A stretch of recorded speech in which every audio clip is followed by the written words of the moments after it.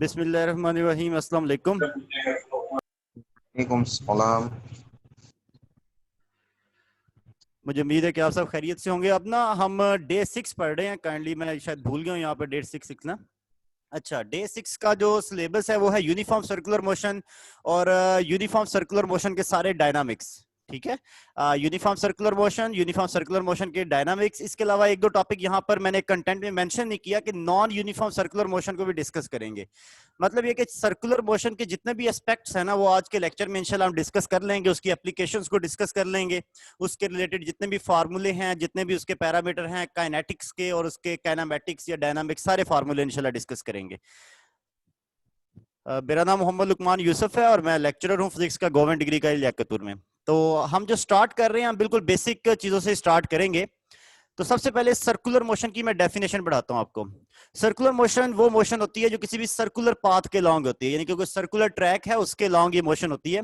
और ये आपने ये लाजमी ये बात पढ़ी होगी, 9th क्लास में हम पढ़ाते भी हैं कि ये एक ट्रांसलेटरी मोशन की ही टाइप है। ठीक है, सर्कुलर मोशन जो है ये है तो 2 डायमेंशनल मोशन और ये एक ट्रांसलेटरी मोशन की टाइप है, यानी कि सॉरी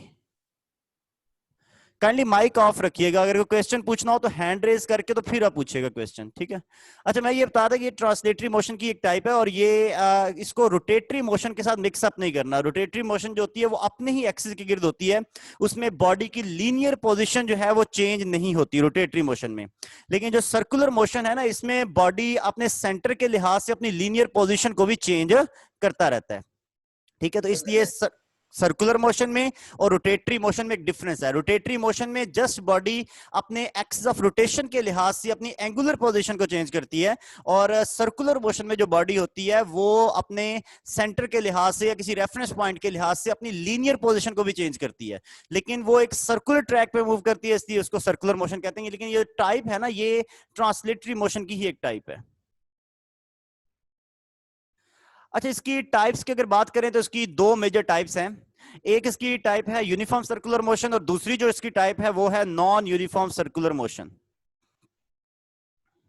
अच्छा, यूनिफॉर्म सर्कुलर मोशन की अगर बात करें तो यूनिफॉर्म सर्कुलर मोशन एक ऐसी सर्कुलर मोशन होती है जिसमें बॉडी जस्ट एक सर्कुलर ट्रैक पे जब मूव करेगी तो उसकी स्पीड में चेंज नहीं आएगा। मतलब जो मैग्नीट्यूड है स्पीड की वो चेंज नहीं होगी।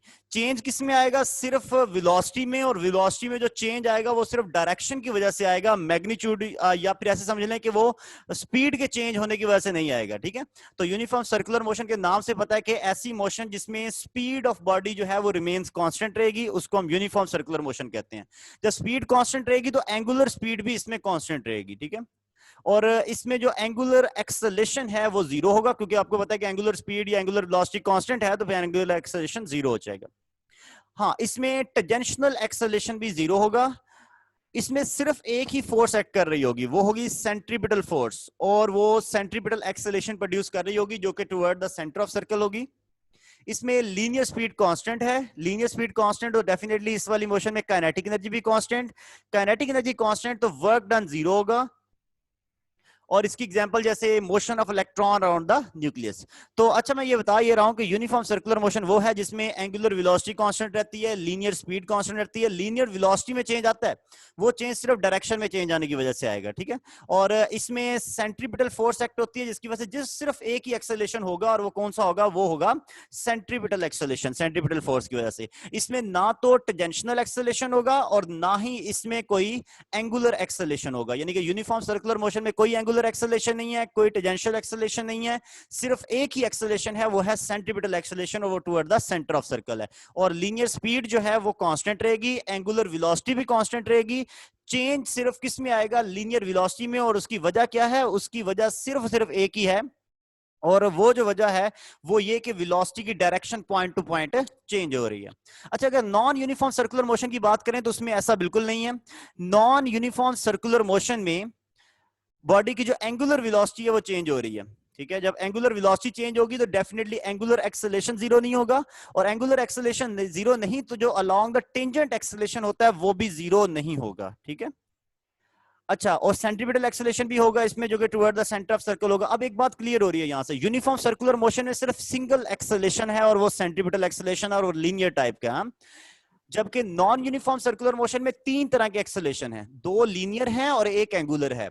लीनियर कौन कौन से हैं? एक तो लीनियर एक्सेलेरेशन जो होगा वो सेंट्रीपिटल एक्सेलेरेशन होगा, जो कि along the radius toward the centre of circle होगा, और ये वेलोसिटी की डायरेक्शन चेंज होने की वजह से पैदा हो रहा है, ठीक है। और दूसरा जो इसमें एक्सेलेरेशन, लीनियर एक्सेलेरेशन है, वो टेंजेंशियल एक्सेलेरेशन है, जो along the tangent to circle होगा, जो कि वेलोसिटी की मैग्नीट्यूड के चेंज होने की वजह से पैदा हो रहा है। और तीसरा एक्सेलेरेशन जो है वो एंगुलर एक्सेलेरेशन है, जो कि एंगुलर आवाज नहीं वेलोसिटी आ के रही चेंज सर। होने की वजह से पैदा हो रहा है।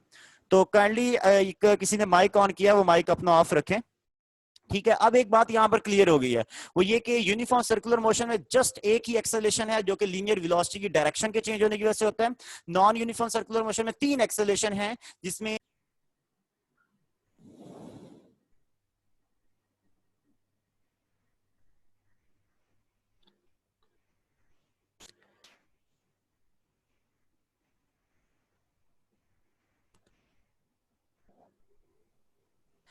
काइंडली एक रिक्वेस्ट ये है कि पता नहीं कुछ लोग कॉल करते हैं दरमियान में बार बार, तो काइंडली ये कॉल मत कीजिए। जब कॉल करते हैं ना मेरे नंबर के ऊपर, तो उसकी वजह से सिग्नल जो है वो ब्रेक हो जाते हैं, और फिर उसकी वजह से सारी की सारी मीटिंग रुक जाती है, ठीक है। मुझे वैसे इसका कोई तरीका नहीं आता कि मैं कोई उस टाइम के लिए अपनी कॉल्स को ब्लॉक कर दूं। खैर मैं सीखूंगा, उसको ब्लॉक करूंगा, आइंदा कोशिश करूंगा कि नेक्स्ट टाइम ये इशू फेल्स ना करना पड़े। अच्छा, एक मोहम्मद शहबाज भाई हैं। मोहम्मद शहबाज भाई, आप एक काम करें कि अपना जो है माइक ऑफ करें और वीडियो ऑफ कर दें। आपकी वीडियो यहाँ पर स्क्रीन पे शो हो रही है। अच्छा, तो मैं ये बता रहा था कि नॉन यूनिफॉर्म सर्कुलर मोशन में तीन तरह के एक्सेलेरेशन होते हैं, ठीक है। और यूनिफॉर्म सर्कुलर मोशन में जस्ट एक ही किस्म का एक्सेलेरेशन होता है, उसके फीचर आपको स्क्रीन पे शो हो रहे होंगे। अच्छा, नॉन यूनिफॉर्म सर्कुलर मोशन में लीनियर स्पीड में चेंज आता है। लीनियर स्पीड चेंज होगी तो काइनेटिक एनर्जी भी चेंज होगी। काइनेटिक एनर्जी चेंज हो तो डेफिनेटली वर्क डन जो होता है वो इक्वल टू जीरो नहीं होगा, कोई ना कोई वर्क जो है वो लाजमी हो रहा होगा। अच्छा, तो यहां तक कोई मुश्किल बात या कोई क्वेश्चन आपको पूछना हो तो आप मुझसे पूछ सकते हैं, ताकि अभी तक मैंने क्या किया, जस्ट सर्कुलर मोशन के बारे में बताया, और सर्कुलर मोशन की दो टाइप्स जो हैं उनके बारे में मैंने ब्रीफली डिस्कस किया। एक यूनिफॉर्म सर्कुलर मोशन है और दूसरा नॉन यूनिफॉर्म सर्कुलर मोशन है। नॉन यूनिफॉर्म में एंगुलर वेलोसिटी में चेंज आएगा, यूनिफॉर्म में एंगुलर वेलोसिटी कांस्टेंट रहेगी। यूनिफॉर्म में जस्ट सेंट्रीपिटल फोर्स एक्ट होती है, नॉन यूनिफॉर्म में सेंट्रीपिटल फोर्स के अलावा एक और फोर्स भी होगी जो उसकी वेलोसिटी में चेंज ला रही है, ठीक है। अच्छा, इसके अलावा मैं आपको ये बता रहा था कि इसमें यूनिफॉर्म सर्कुलर मोशन में, ठीक है, हमारे पास सिर्फ एक ही किस्म का एक्सेलेरेशन है जो सेंट्रीपिटल एक्सेलेरेशन है। नॉन यूनिफॉर्म में तीन तरह के एक्सेलेरेशन हैं, जिसमें से दो लीनियर टाइप के हैं और एक एंगुलर टाइप का, ठीक है। तो ये फीचर्स मैं काफी बार बता चुका हूं, ये स्क्रीन पे लिखे हुए शो भी हो रहे हैं। अगर इसमें से कोई क्वेश्चन है तो मुझसे पूछें, फिर मैं आगे कंटिन्यू करता हूं। सर यूनिफॉर्म सर्कुलर मोशन में जो है सर वो काइनेटिक एनर्जी कांस्टेंट रहेगी, और सर नॉन यूनिफॉर्म में सर चेंज होगी सर। हाँ जी, ठीक है सर, ये सर थोड़ा अच्छा मिस हो ठीक रहा है। था सर। अच्छा, वो सामने वैसे क्योंकि वर्क डन हो रहा है ना उसके ऊपर, नॉन यूनिफॉर्म सर्कुलर मोशन में वर्क डन होता है, काइनेटिक एनर्जी में चेंज आता है। क्यों आता है? क्योंकि लीनियर स्पीड में चेंज आता है। जब लीनियर स्पीड चेंज होगी तो काइनेटिक एनर्जी भी चेंज होगी। काइनेटिक एनर्जी चेंज हो तो वर्क एनर्जी थ्योरम के अकॉर्डिंग वर्क होगा। लेकिन यूनिफॉर्म सर्कुलर मोशन में लीनियर स्पीड कांस्टेंट है तो काइनेटिक एनर्जी कांस्टेंट है। जब काइनेटिक एनर्जी में चेंज ही नहीं आएगा तो according to work energy theory work तो नहीं होगा ना। अच्छा, इसके बाद इसके फीचर्स को डिस्कस करते हैं। सबसे पहला फीचर है इसमें एंगुलर डिस्प्लेसमेंट। ये भी मैं बेसिक एफएससी की बातें डिस्कस करूंगा। एंगुलर डिस्प्लेसमेंट असल में वो एंगल होता है जो कोई भी बॉडी स्वीप करती है सेंटर ऑफ सर्कल पे ड्यूरिंग इट्स सर्कुलर मोशन। जैसे ये एक सर्कुलर मोशन हो रही है तो इसके सेंटर के ऊपर जितना भी बॉडी एंगल स्वीप करेगी, जितने एंगल से मूव करके जाएगी, वो एंगल इसका एंगुलर डिस्प्लेसमेंट होगा। इसको हम थीटा से डिनोट करते हैं। ये एक प्लेन एंगल होता है, और इसका आपको ऐसा यूनिट आपको पढ़ा, पहले हमने मेजरमेंट में पढ़ लिया, रेडियन है। इसके अदर यूनिट्स जैसे डिग्री और रेवोल्यूशन वगैरह ये भी हम एफएससी में पढ़ाते हैं। ये भी एक वेक्टर क्वांटिटी है, ठीक है। और इसकी जो डायरेक्शन है वो राइट हैंड रूल से फाइंड होती है। अगर इसको वेक्टर फॉर्म में देखें ना, तो एंगुलर डिस्प्लेसमेंट के लिए जो वेक्टर फॉर्म का एक रिलेशन है, उस रिलेशन का फॉर्मूला है S equal to theta cross R. R इसमें पोजिशन वेक्टर है जो कि सेंटर ऑफ सर्कल से शुरू होगा और सरकमफ्रेंस तक उस वाले बॉडी की पोजीशन को रिप्रेजेंट करेगा सेंटर ऑफ सर्कल के लिहाज से जो सर्कुलर मोशन कर रही है।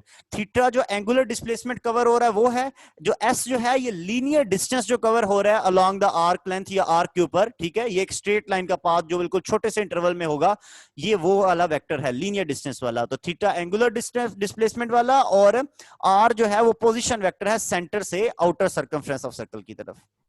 तो इसकी डायरेक्शन फाइंड करने के लिए राइट हैंड रूल है, ये आपको पता होगा कि राइट हैंड रूल ये है कि हम अपनी दाएं हाथ की उंगलियों को घुमाते हैं और थंब को रेक्ट करते हैं, इसमें कोई ऐसी मुश्किल बात नहीं है। मैं आगे कंटिन्यू करता हूं। अगर तो ये क्लॉकवाइज हो, अगर तो ये जो एंगुलर डिस्प्लेसमेंट है ये क्लॉकवाइज हो तो उसे नेगेटिव कंसीडर किया जाता है, एंटी क्लॉकवाइज हो तो उसे पॉजिटिव कंसीडर किया जाता है। इसके पीछे कोई रीजन मुझे बता सकते हैं कि इसके बिहाइंड क्या रीजन है? हम क्लॉकवाइज रोटेशन के लिए नेगेटिव साइन क्यों लेते हैं या फिर एंटी क्लॉकवाइज के लिए पॉजिटिव क्यों लेते हैं? इसके पीछे कोई बिहाइंड कोई रीजन है या जस्ट कन्वेंशन खुद ब खुद ही वैसे ही बना दी है? कोई बता सकता है इसके बारे में? मैं वेट कर रहा हूँ।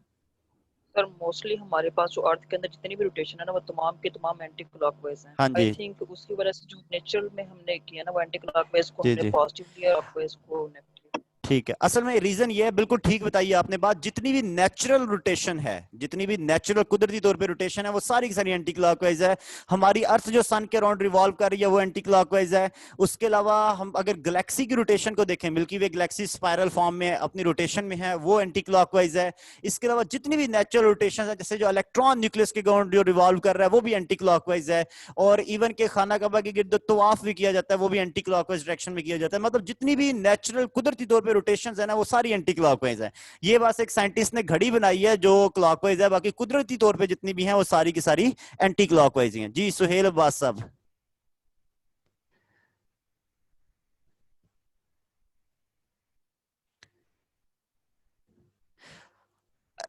अच्छा, इसके मैं कन्वर्जन के लिए कुछ यूनिट्स आपको बता रहा था, ठीक है, उसको मैं बताता हूँ। एक साहब, एक मुझे फीमेल कह रही है आवाज नहीं आ रही, क्या सबको आवाज नहीं आ रही या फिर किसी कोई ऐसे हैं जिनको आवाज ना आ रही हो मेजॉरिटी में से?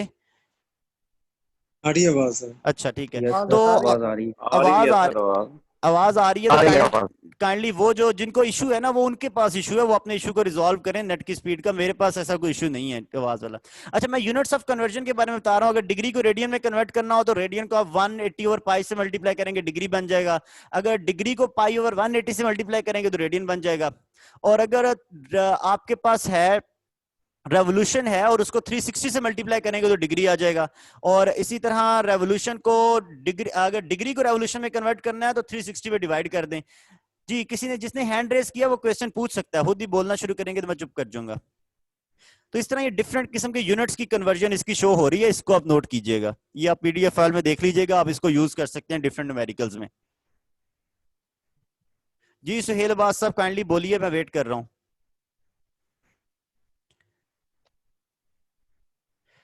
मान साहब क्वेश्चन ये है कि जो वेक्टर फॉर्म लिखी है जी S जी is equal to theta cross R, जी जी ये R क्रॉस थीटा लिखा जा सकता है? नहीं नहीं, मेरे इल्म में यही है कि थीटा क्रॉस आर ही होगा। आर क्रॉस थीटा करेंगे तो डेफिनेटली ये डायरेक्शन तो रिवर्स हो जाएगी इसकी, ठीक है। तो जो इसकी डायरेक्शन है वो थीटा क्रॉस आर से ही आएगी। और मैं इसके बारे में श्योर भी हूं। अगर किसी को मजीद इस पे शक हो तो वो भी कमेंट कर सकता है। ये हो सकता है कि मैंने टाइपिंग में मिस्टेक कर दी, लेकिन मेरा यही आइडिया कि ये थीटा क्रॉस आर ही है इसको। और इसकी डायरेक्शन अगर राइट हैंड उसे फाइंड करेंगे तो आपको अपना राइट हैंड की फिंगर्स को थीटा से आर की तरफ कर्ल करना पड़ेगा, तो एस वेक्टर आपको ऑब्टेन होगा। अगर आप इसको करते हैं आर से थीटा की तरफ कर्ल तो फिर एस वेक्टर ऑब्टेन नहीं होगा, ठीक है। तो मुझे उम्मीद है कि आपको ये बात समझ आ गई है। चले खैर, इसको आप वेरीफाई कर लीजिएगा, मैं अलबत्ता इसके बारे में श्योर हूँ। तो ये थीटा क्रॉस आर ही होता है क्योंकि इसे एंटी क्लॉकवाइज जब जी फिंगर्स को हम रोटेट करेंगे जी जी एंगल को, तभी थीटा क्रॉस आर ही बनता है। नहीं, थीटा की तो डायरेक्शन होती है ना नॉर्मल टू द प्लेन, ठीक है, वो तो होगी प्लेन से नॉर्मल यानी कि बाहर की तरफ।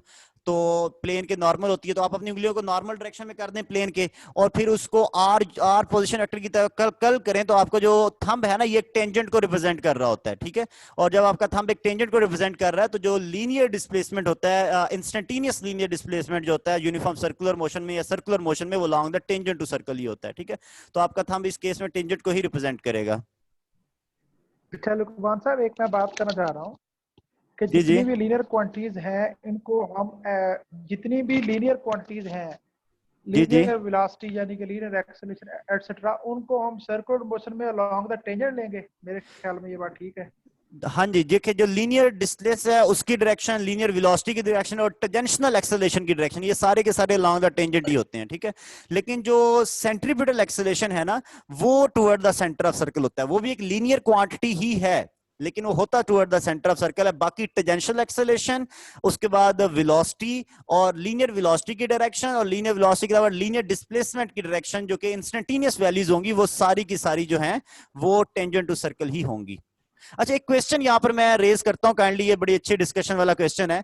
आपको पता है कि लीनियर वेरिएबल सारे के सारे हमारे पास मौजूद है ना, हमारे पास लीनियर डिस्टेंस भी मौजूद है, लीनियर वेलोसिटी भी मौजूद है, लीनियर एक्सेलरेशन भी मौजूद है। तो ये एंगुलर मोशन में आके जब रोटेशनल मोशन की बात है तो उसके लिए नए वेरिएबल क्यों डिफाइन किए गए हैं, जबकि आपको पता है कि लीनियर वेरिएबल्स भी रोटेशनल मोशन में काम दे रहे हैं। लीनियर वेरिएबल्स को भी हम रोटेशनल मोशन में यूज कर रहे हैं, तो फिर उसके लिए अलग से एंगुलर वेरिएबल डिफाइन करने की जरूरत क्यों पेश है? ये बात एफएससी में एक जगह पे लिखी हुई है, अगर आपने किसी ने पढ़ाई है या पढ़ी हो तो मुझे बताए, ताकि इसके ऊपर थोड़ी सी डिस्कशन हो कि जब लीनियर मोशन के वेरिएबल्स पहले मौजूद हैं और वही वेरिएबल एंगुलर मोशन में भी यूज हो ही सकते हैं, तो उसके लिए फिर नए एंगुलर वेरिएबल्स को डिफाइन करने की क्या जरूरत थी?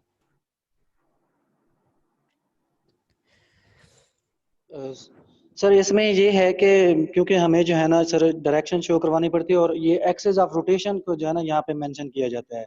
एक्सेस ऑफ रोटेशन की वजह से जो है ना यहाँ पे इसलिए इनको इस्तेमाल किया जाता है। हाँ ठीक है, आपका जवाब काफी हद तक, असल में इसका जवाब ये है कि अगर कोई बॉडी रोटेट कर रही है तो रोटेटिंग बॉडी के ऊपर जितने भी डिफरेंट पॉइंट्स हैं, उन डिफरेंट पॉइंट्स के लिए, आखिर रोटेटिंग रिजिड बॉडी में बहुत सारे पॉइंट्स हो सकते हैं, इनफाइनाइट पॉइंट्स हो सकते हैं, तो डिफरेंट पॉइंट्स जो एक्सिस ऑफ रोटेशन से डिफरेंट डिस्टेंस के ऊपर लाई करते हैं, उन पॉइंट्स के लिए जो लीनियर डिस्टेंस, लीनियर वेलोसिटी और लीनियर एक्सेलरेशन तीनों की वैल्यूज डिफरेंट होंगी। यानी कि एक ही बॉडी के ऊपर रहते हुए डिफरेंट पॉइंट्स के लिए वैल्यूज, लीनियर वेरिएबल्स की वैल्यूज डिफरेंट होंगी। लेकिन अगर एंगुलर वेरिएबल्स की बात की जाए तो एक ही बॉडी, एक ही रोटेटिंग बॉडी के ऊपर रहते हुए जितने भी एंगुलर वेरिएबल्स हैं उसकी और उनकी वैल्यूज सेम होंगी।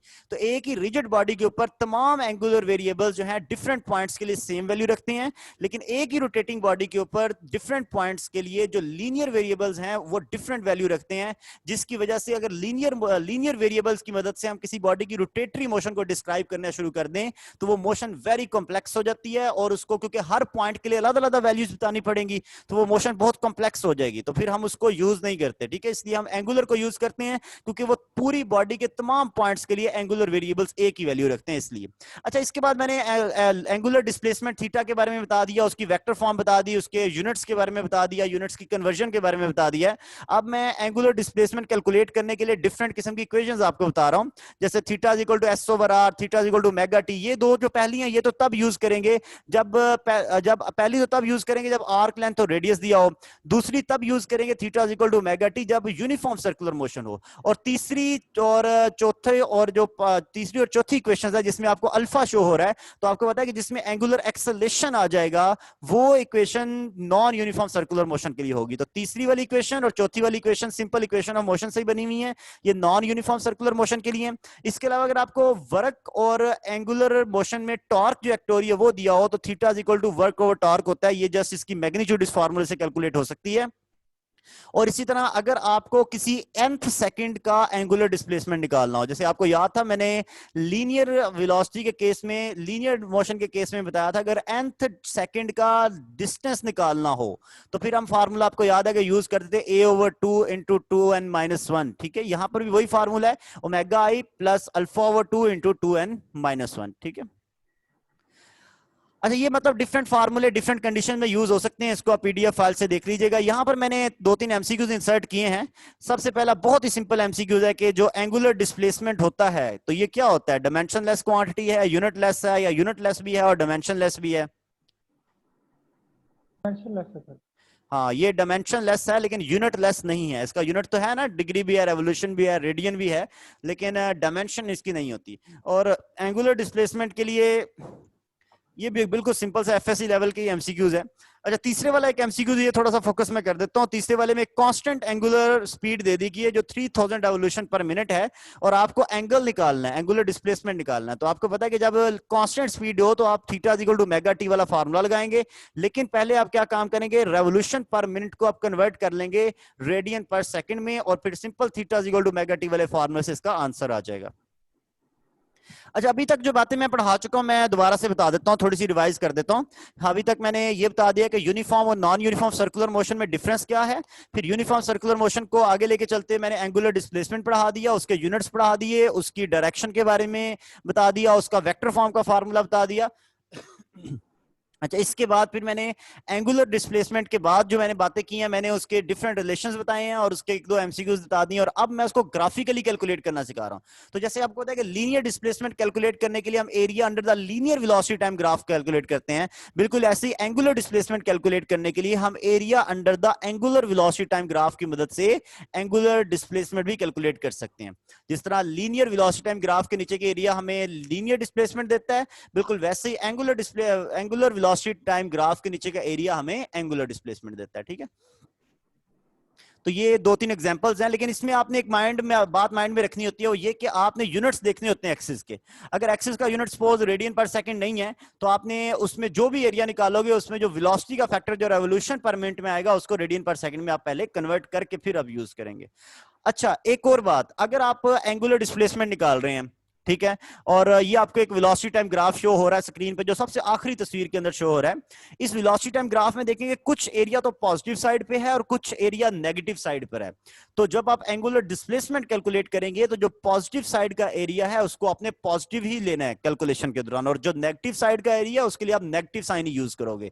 अगर आप दोनों के लिए पॉजिटिव साइन एरिया समझ के दोनों को प्लस कर देते हो, दोनों के लिए सिंपली पॉजिटिव साइन यूज कर देते हो, यानी कि पॉजिटिव साइड के एरिया और नेगेटिव साइड के एरिया के लिए, तो वो जवाब आपके पास ठीक नहीं आएगा, क्योंकि ये एक वेक्टर क्वांटिटी है। इसमें प्लस के लिए जहां पर पॉजिटिव वैल्यू है उसके लिए प्लस का निशान यूज करोगे, और जहां पर एरिया की नेगेटिव वैल्यू है उसके लिए माइनस का निशान यूज करोगे। ठीक है, तो ये भी बहुत सिंपल सी बात थी कि हमने अगर एंगुलर डिस्प्लेसमेंट कैलकुलेट करना है तो area under the velocity time graph से हम कैलकुलेट कर सकते हैं। अच्छा, इसके बाद एंगुलर वेलोसिटी क्या है? एंगुलर वेलोसिटी जो है ये time rate change of angular displacement, जैसा linear velocity time rate change of linear displacement होता है। इसकी भी डिफरेंट वैल्यूज में बता देता हूँ, और ये इसका एसआई यूनिट रेडियन पर सेकंड, अदर यूनिट भी आपको शो हो रहे हैं, डिग्री पर सेकंड, रेवोल्यूशन पर सेकंड, और कमर्शियल यूनिट जो होता है इसका वो रेवोल्यूशन पर मिनट है, आरपीएम। ये भी एक वेक्टर क्वांटिटी है। इसकी भी डायरेक्शन वैसे ही राइट हैंड रूल से फाइंड होगी जैसे हमने एंगुलर डिस्प्लेसमेंट की फाइंड की है, ये भी along the axis of rotation ही होगा, और इसका जो फार्मूला होगा v is equal to omega cross r होगा। तो ये एक तस्वीर आपको शो हो रही है जिसमें आपको आर वेक्टर एक ऐसा पोजीशन वेक्टर होता है जो सेंटर से toward the circumference of circle होता है। ठीक है,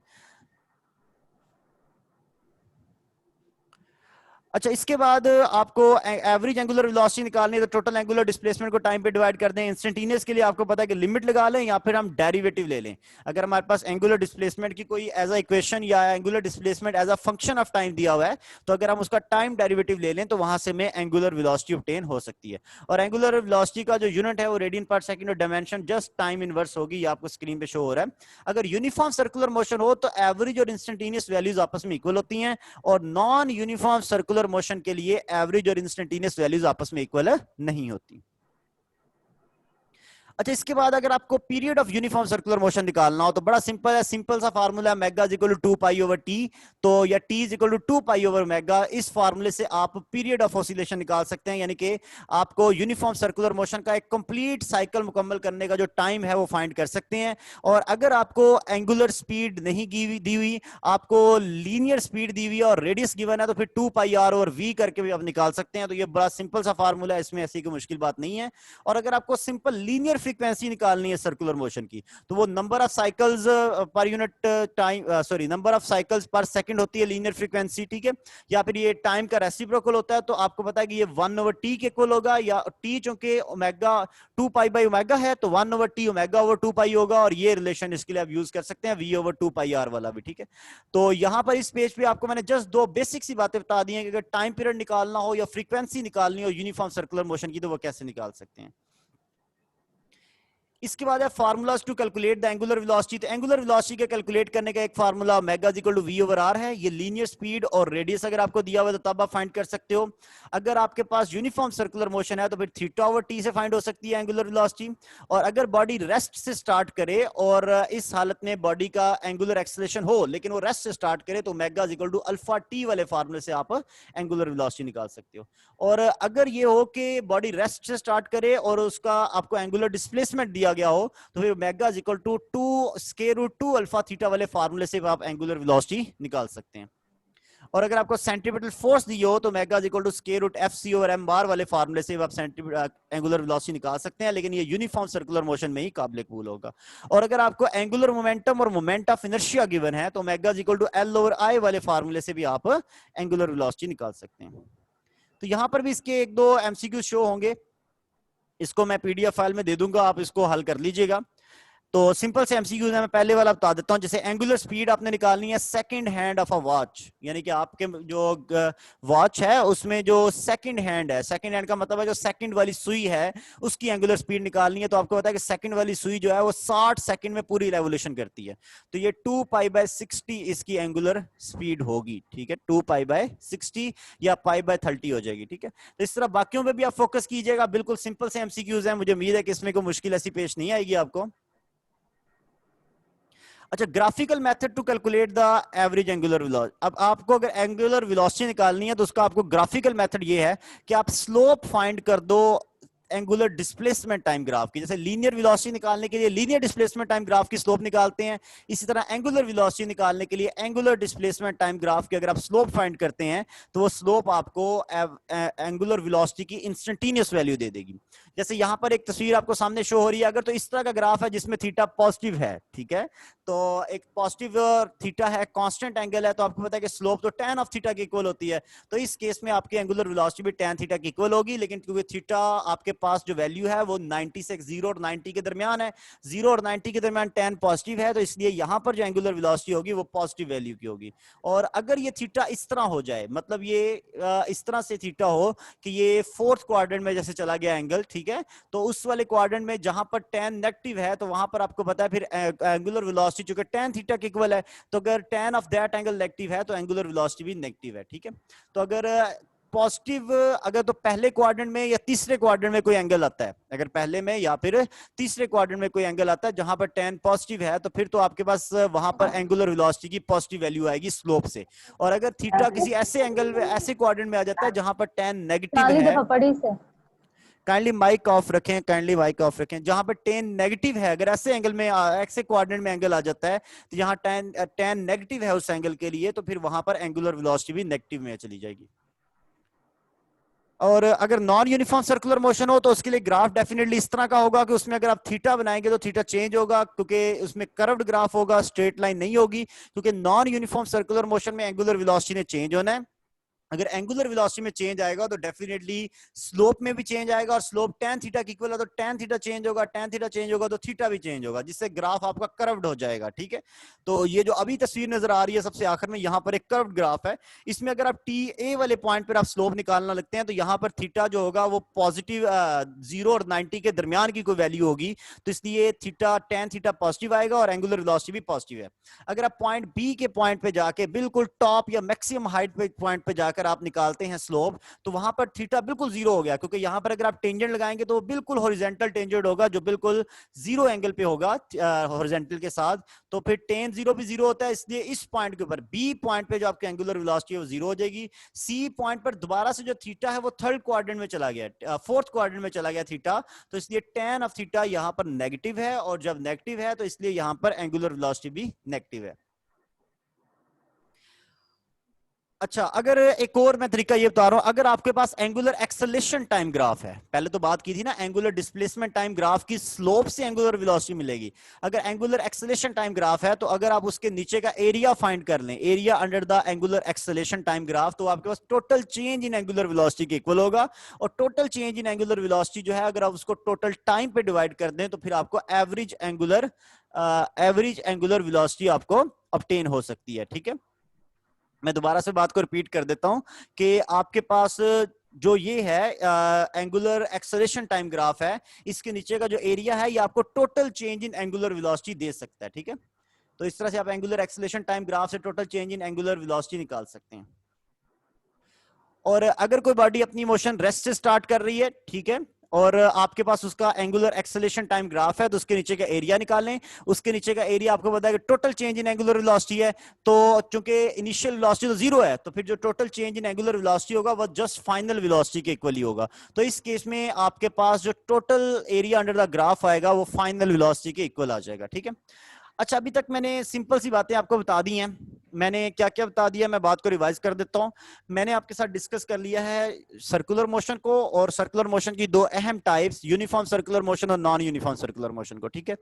उनको डिस्कस करने के बाद मैंने आपके साथ डिस्कस किया है एंगुलर डिस्प्लेसमेंट, उसको मैथमेटिकली कैसे फाइंड करना है, उसको ग्राफिकली कैसे फाइंड करना है, उसके डायरेक्शन कैसे है, उसके लिए वेक्टर फॉर्म का फार्मूला कैसे, ये चीजें डिस्कस की हैं। फिर इस तरह एंगुलर वेलोसिटी के लिए डिस्कस कर रहा था, उसके लिए पहले मैंने उसके डेफिनेशंस, उसके फाइंड करने के मेथड्स और फार्मूले पढ़ाए हैं। अब फिर उसको ग्राफिकली फाइंड करने के भी दो तरीके बताए हैं कि या तो आप स्लोप ले लो एंगुलर डिस्प्लेसमेंट टाइम ग्राफ की, स्लोप नहीं लेनी तो फिर एंगुलर एक्सेलेरेशन टाइम ग्राफ के नीचे का जो एरिया होगा वो total change in angular velocity के इक्वल होगा। और बॉडी अगर इनिशियली 0 से स्टार्ट कर रही है तो definitely total change in angular velocity फिर फाइनल वेलोसिटी के इक्वल होगा। तो फिर आपके लिए वो जो वहां से आंसर आएगा एरिया अंडर द ग्राफ, वो आपके लिए फाइनल वेलोसिटी की वैल्यू देगा, ठीक है। तो यहां तक अगर कोई किसी का क्वेश्चन हो तो मुझसे पूछे।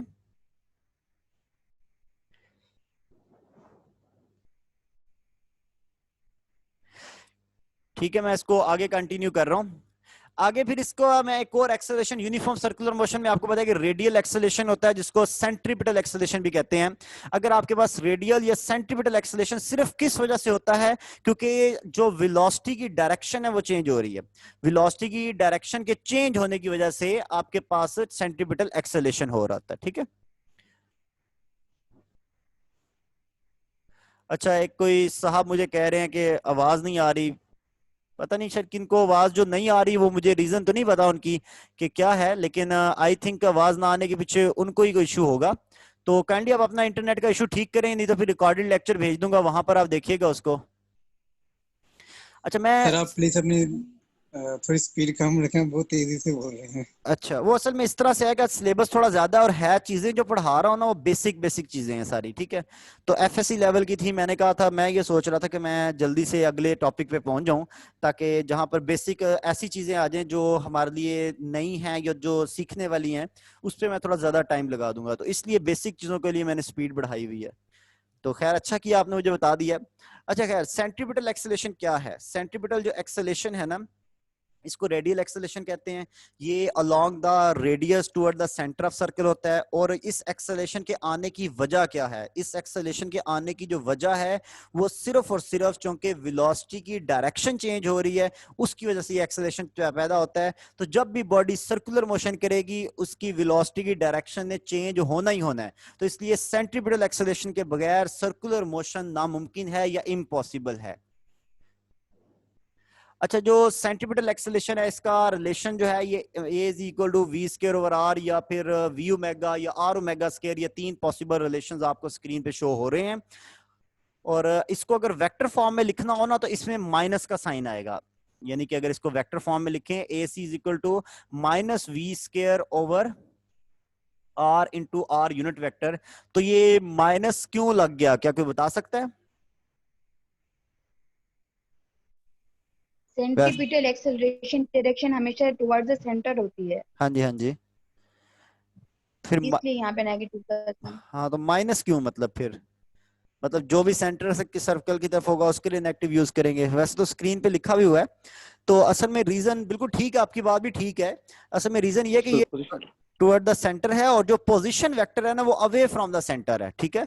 तो जो पोजीशन वेक्टर हम लगाते हैं, आर पोजीशन वेक्टर जो यूज कर रहे हैं, जहां पर ये आर पोजीशन वेक्टर की जो बटे में मैग्नीट्यूड भी आ रही है, ये आर पोजीशन वेक्टर होता है away from the centre of circle, ठीक है। और centripetal acceleration toward the centre of circle होता है, तो इस वजह से ऐसा है, ठीक है।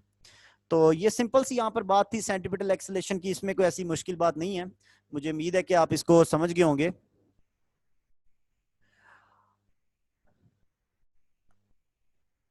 अच्छा, इसके बाद है एंगुलर एक्सेलरेशन। एंगुलर एक्सेलरेशन है time rate change of angular velocity, और इसका फार्मूला आपके सामने शो हो रहा है कि टोटल चेंज इन वेलोसिटी को अगर टोटल टाइम पे डिवाइड कर दें या फिर वेलोसिटी का टाइम डेरिवेटिव ले दें, ठीक है, तो फिर इंस्टेंटेनियस एंगुलर वेलोसिटी हासिल हो जाएगी। और अगर एंगुलर एक्सेलरेशन यूनिफॉर्म है तो फिर एवरेज एंगुलर एक्सेलरेशन और इंस्टेंटेनियस एंगुलर एक्सेलरेशन आपस में इक्वल होंगे। ये एक वेक्टर क्वांटिटी है, इसकी डायरेक्शन भी हम राइट हैंड रूल से फाइंड कर सकते हैं। और इसके लिए जो एंगुलर एक्सेलरेशन के लिए जो वेक्टर फॉर्म है वो है A is equal to alpha cross R. इसके लिए जो वेक्टर फॉर्म है वो A is equal to alpha cross R है। इसमें ए जो है वो along the tangent to circle होता है, और ये जो अल्फा है ये toward the normal to the plane होगा, प्लेन ऑफ सर्कल होगा, और जो है ये एक पोजीशन वेक्टर है। तो यहाँ पर एक तस्वीर शो हो रही है, उस तस्वीर में ये बताया जा रहा है कि अगर बॉडी की वेलोसिटी में इंक्रीज आ रहा है एंगुलर वेलोसिटी में, तो फिर एंगुलर एक्सेलरेशन और एंगुलर वेलोसिटी सेम डायरेक्शन में होंगे। अगर डिक्रीज आ रहा है तो फिर ये दोनों जो हैं ये अपोजिट इन डायरेक्शन हो जाएंगे, ठीक है। तो अगर एंगुलर वेलोसिटी इंक्रीज हो तो दोनों सेम डायरेक्शन में, अगर ना हो डिक्रीज हो तो फिर अपोजिट इन डायरेक्शन। तो यहाँ तक अब मैं बात को वाइंड अप कर रहा हूँ, फिर मैं दोबारा लिंक भेजता हूँ, तो आप काइंडली दोबारा ज्वाइन हो ताकि हम नेक्स्ट जो मीटिंग है उसको स्टार्ट कर सकें। यहाँ पर मैं इस वाली मीटिंग को एंड कर रहा हूँ। Thank you, Allah Hafiz.